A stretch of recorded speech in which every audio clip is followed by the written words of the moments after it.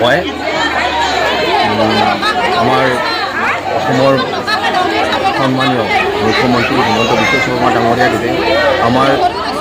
এই অসমৰ আমাৰ এই পঞ্চায়তৰ যিখিনি ফিজিকেল হেণ্ডিকেপ তাৰে উপৰি বিধৱা যিখিনি বিয়া হোৱা নাই যাৰ পৰিয়ালৰ চলাৰ ব্যৱস্থা নাই সেইখিনি ৰাইজৰ প্ৰতি লক্ষ্য ৰাখি যাৰ AY আঁচনিত ৰেচন কাৰ্ড আছে সেইখিনিৰ প্ৰতি লক্ষ্য ৰাখি আমাৰ মুখ্যমন্ত্ৰী মহোদয় 3.0 জৰিয়তে আমাৰ এই আজি 196 কলবাৰী গাঁও পঞ্চায়তৰ সভাগৃহত আমি গাঁও সভা পাতি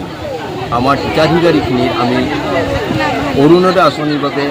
লিষ্টবিলাক বনাওঁ আৰু ৰাইজৰ ফালৰ পৰা আমি যথেষ্ট সঁহাৰি পাইছোঁ ৰাইজেও আমাক যথেষ্ট সহায় সহযোগিতা কৰিছে মই এইটোৱে ভাল পাইছোঁ যে ৰাইজে এইটো এটা আমাৰ প্ৰস্তাৱ আগবঢ়াইছে যে আমাৰ যিখিনি দুখীয়া গৰীব শ্ৰেণীৰ লোক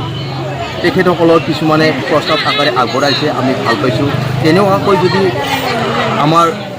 প্ৰতিটো অঞ্চলৰ প্ৰতিটো ৰাইজে দুখীয়া পৰিয়ালখিনিৰ কাৰণে আগবাঢ়ি আহি অৰুণোদয় হিতাধিকাৰী পোৱাৰ ক্ষেত্ৰত সহযোগিতা কৰে তেতিয়াহ'লে আমাৰ এই পিছপৰা অঞ্চলত আমাৰ ভাৰতীয় জনতা পাৰ্টীৰ যিখন চৰকাৰ যে সবকা সাথ সবকা বিকাশ এই সবকা সাথ সবকা বিকাশ এই আঁচনিৰ জৰিয়তে আমাৰ দুখীয়া পৰিয়ালটোৱে যাতে তেখেতসকলৰ পৰিয়ালৰ যে তেখেতৰ হাজবেণ্ডক নাইবা তেখেতৰ বেমাৰ পাতি হ'লে অন্ততঃ সেই 1250 টকাটোৰে